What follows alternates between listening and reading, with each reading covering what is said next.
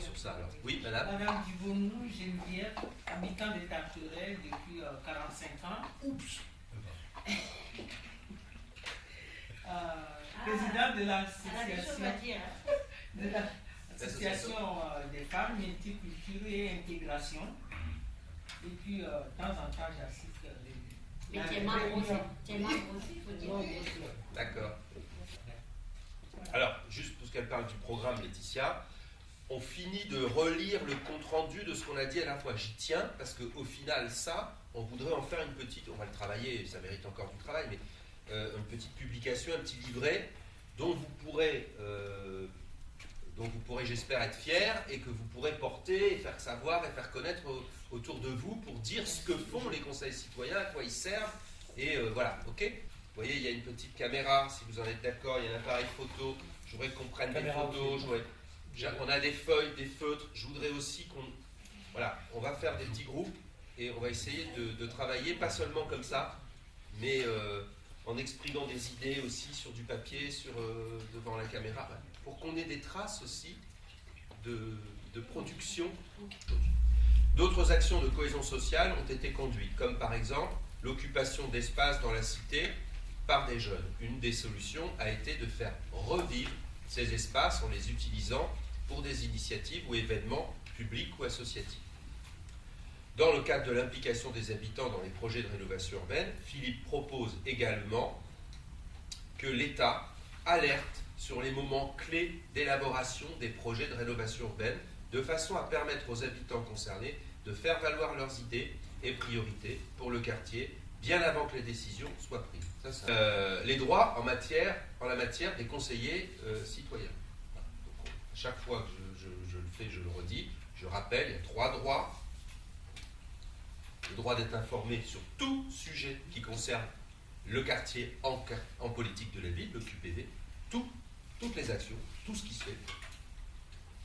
Transparence, information, etc. Pas de démocratie sans information partagée.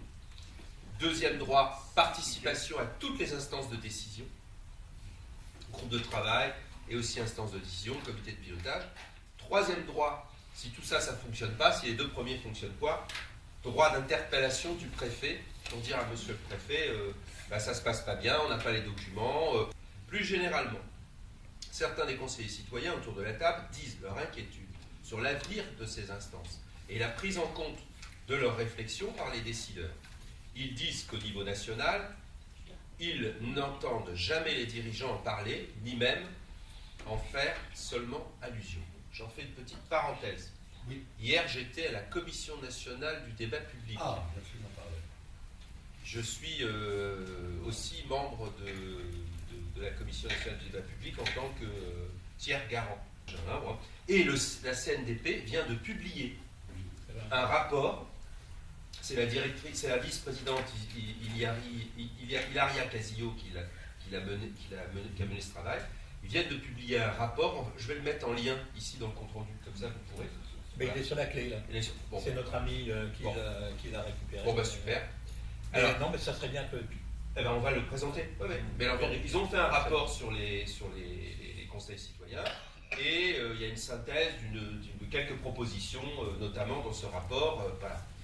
Et, tenez-vous bien, d'abord on leur a dit à la Commission nationale, vous n'en parlez pas, il est fait depuis 6 mois, hein. Oui. Vous n'en parlez pas tant que l'État ne vous a pas reçu officiellement, etc. Donc ils ont été reçus par Julien de Normandie, qui est le ministre en charge de la ville aujourd'hui. On a bien senti que ça, je vous dis, c'est texto ce qu'elle m'a dit, on a bien senti que ça ne les intéressait pas. Et qui pensent que les ministres... Ah oui, à qui on a présenté. Ils ont présenté le rapport. Ça ne les intéresse pas. Ils ne s'intéressent pas. Eux, ils pensent que ça ne sert pas à grand-chose, en fait. Et je lui dis, c'est marrant parce que... Enfin, c'est marrant, non, c'est pas marrant. Mais je lui disais, moi, ce que je vois, toute la littérature que j'ai pu lire du gouvernement actuel sur la politique de la ville, à aucun moment, je n'ai vu le mot conseil citoyen apparaître, et à aucun moment, dans les discours... cette idée de faire avec les habitants et pas seulement pour eux est mis en avant. Donc je veux dire, c'est vrai que ça a été temps. 2 secondes, pas loin que samedi dernier, donc il y avait les vœux du maire de Corbeil-Essonnes, le discours avec les vidéos, tout ça. Il a cité dans un moment du conseil de quartier. Et pas un mot du conseil citoyen. Voilà. Alors, le triangle, c'est habitants, professionnels de la politique de la ville et les élus. Voilà. Et si ça marche pas ensemble, hein, si le mouvement n'est pas synchrone. Ah, je sais, je pense que je ne dis pas qu'ils sont très très bons. Hein. Ils ont des formes de responsabilité, mais non. Non, mais on s'accuse personne. On dit le triangle doit marcher. C'est sûr. Il n'y a pas. Bon. Je suis invité lundi prochain pour un débat national. Ouais. Avec deux présidents d'associations. D'accord. Si j'ai la parole, je transmets le message. Si j'ai pas la parole, je ne sais pas comment ça va se passer. Il faut qu'on la préparer la parole. On prépare un texte ensemble. Oui. Le conseil de Grigny, donc voilà, il nous disait un certain nombre de choses. Ils ne sont pas là, mais j'en fais une lecture rapide. Corinne, qui était là, fait part de difficultés de fonctionnement du conseil citoyen depuis plusieurs mois. La ville ne communique pas suffisamment de son point de vue sur les projets du quartier. Elle ne sent pas envie de communiquer. Elle ne sent pas cette envie de communiquer clairement en direction des habitants. Corinne nous dit qu'elle s'est mobilisée ce matin, c'était il y a 15 jours, pour cette réunion du réseau, car les comptes rendus des réunions précédentes qu'elle a reçues étaient très intéressantes pour elle. Elle dit, bah voilà, je me suis dit, tiens, ils disent des choses intéressantes là-dedans, ça peut être utile de venir. En fait, la ville de Corbeil est née au quartier du Darteret. Ça, j'ai appris quelque chose. Il y a 14 000 ans. Hein. On avait pris des photos la dernière fois aussi. Pierre insiste sur la communication du conseil citoyen. À ses yeux, elle est essentielle. 15 000 habitants en Tarteret. Alors, c'est pas autant intéressant, c'est sur les 4 QPV. Nous avons créé un site qui est accessible à tous, mesdames, messieurs. Ok ? On y retrouve les textes fondateurs, mais aussi également les réponses aux questions. À quoi sert le conseil citoyen ? Qu'est-ce qu'on y fait? Le conseil citoyen fait ses remarques sur le projet de rénovation urbaine, protocole de préfiguration qui a été déjà signé. C'est-à-dire qu'il y a un engagement de la mairie de dire on veut s'inscrire dans la rénovation urbaine et voilà les grandes idées, c'est ça le protocole, hein, en fait. Le protocole de préfiguration, comme son nom l'indique, c'est une préfiguration, c'est pas le projet définitif.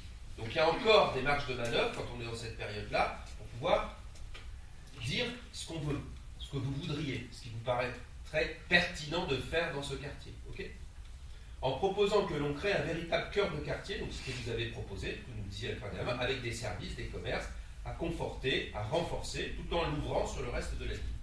Mais ces propositions ne sont pas retenues par la ville et ses partenaires jusqu'à aujourd'hui. Je le fais avec un autre conseil citoyen dans le 93, dans le 9-3. Ils sont invités à la conférence intercommunale du logement, qui a été créée, c'est obligatoire quand on est en rénovation urbaine, et ils ont fait plein de propositions, et ils siègent. Il faut obtenir ça ici. Je vous dis, conférence intercommunale du logement. Il faut que vous obteniez ça ici, mais vraiment. Parce que nous, moi j'ai évoqué la question concernant les conseils citoyens et les conseils des quartiers, qui est des choses différentes sur la ville, par exemple, de Corbeil. Oui, c'est des choses différentes. C'est des choses différentes. Et moi, j'ai constaté que ça causait problème de fonctionnement. Parce que vous avez des conseils et souvent, nous, on a eu du mal à mobiliser les gens sur le conseil citoyen. Parce que les gens, ils ne comprenaient pas, il y a déjà le conseil des quartiers, vous me parlez de conseil citoyen, et ils mélangent. Je pense que politique de la ville élue, ça c'est leur problème, je veux dire. Par contre, le triangle, la branche conseil citoyen élu, elle ne marche pas. Et elle est coupée. Je parle de Corbeil, elle est coupée. Donc, on en a parlé à plusieurs reprises, et ce qu'on a pensé l'autre jour, c'est il faut qu'on rétablisse ce lien. Et donc, on va demander un rendez-vous à l'élu principal, qui est le maire, qui est la personne qui dirige vraiment la municipalité, et on va lui faire un certain nombre de propositions pour retrouver de l'harmonie dans ce fonctionnement. Et ça, c'est un des sujets sur lesquels... Alors, il faut qu'on y réfléchisse, parce qu'on ne va pas se pointer comme ça. Non, il faut mettre du scotch, hein, bien entendu. Donc, il faut qu'on travaille entre nous sur ce point-là. Quelles sont nos propositions? Qu'est-ce qu'on souhaite? Quels sont nos engagements vis-à-vis de lui? Et qu'est-ce qu'on va attendre de lui, hein? Voilà, il faut qu'on fasse ça. Établisse Moi, je vais reprendre le terme de nos amis d'Evry, qu'on établisse une charte. Un rapport de confiance aussi. Un rapport de confiance. Pardon, parce qu'en fait, on n'est pas un parti d'opposition, il faut le comprendre. On n'est même pas un parti du tout. On n'est pas un parti du tout. En fait, l'idée, c'est juste de travailler en co-construction pour l'intérêt de notre ville. Un public plutôt jeune, je pense, faciliterait justement l'émergement justement de ce qu'on va apporter. Ça veut dire que en parlant, enfin, le bouche à oreille se fait plus vite à travers, les jeunes un jeune qui peut expliquer ça à son entourage, famille et parents. Je pense que ça prendrait un peu plus de poids. Mais 2, 3 représentants, ils vous présentent la démarche et inversement. Nous, on pourrait être sollicités pour aller dans le Val d'Oise, dans le Val-de-Marne, pour présenter une démarche. Ok ? Donc là, il y a un peu tous les niveaux. Au niveau local, et ça, c'était une demande plus spécifique.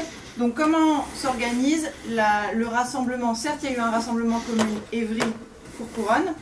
C'est ça? Oui. Évry-Courcouronnes. Comment on organise la rencontre entre les espaces de participation au niveau Évry et au niveau de Courcouronnes? Confiance et connaissance avec les autres acteurs. Donc ça, vous avez dit, voilà, vous voulez apprendre à parler aux élus, les rencontrer, se présenter. Mais l'objectif, c'est quoi? C'est de créer de la confiance et la connaissance réciproque. Voilà, pour que vous nous connaissiez, pour qu'on se connaisse et pour qu'on ait confiance les uns en les autres et qu'on apprenne à travailler ensemble, ou à penser ensemble, ou à co-construire ensemble, voilà, il faut que nous, on soit formés et après, ça créera ça. Donc le respect, pareil, on en a déjà parlé. Intergénérationnel. Ça, c'est une problématique qui est assez commune au Conseil citoyen, la difficulté à rassembler des générations différentes.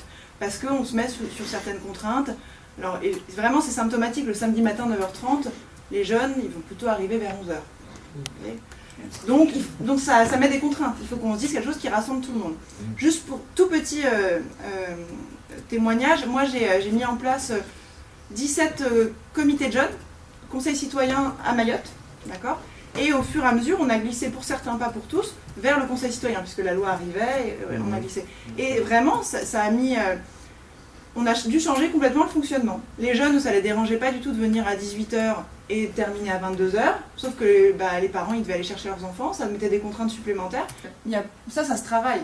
On peut très bien se dire qu'on a un gilet, mais on pourrait aussi avoir, vous l'avez dit, je crois, une plaquette.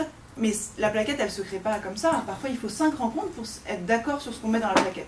D'accord ? Pour ce qu'on est, ce qu'on veut faire, voilà, la légitimité qu'on a, les relations avec les institutions. Donc tout ça, j'ai mis des goodies parce que, outre le gilet, on pourrait se dire que, par exemple, au lieu d'utiliser pendant les rencontres conseil citoyen des gobelets en plastique, on pourrait avoir des verres, conseil citoyen en Essonne, conseil citoyen d'Evry, s'identifier. Et en plus, qui serait réutilisable, donc on n'aurait même pas besoin de les jeter. L'environnement, c'est bien. Voilà. Là, on essaie de se fixer une prochaine date de rencontre un peu sous ce format-là, donc qui est toujours en réseau départemental, plus ou moins départemental, disons Évry, Corbeil. Voilà, si on peut en faire venir d'autres, on en fait venir d'autres. Raveil, on les voit plus là. Ouais, mais on va les contacter nous individuellement. Ouais. Ensuite, est-ce que vous pouvez, nous, si ça vous va d'ailleurs, nous donner la prochaine date de rencontre de votre conseil citoyen? Ou une rencontre individuelle où on pourrait se voir pour échanger spécifiquement sur les besoins de votre conseil citoyen. On est en pleine élection. À partir de Oui, ils sont en train de se renouveler.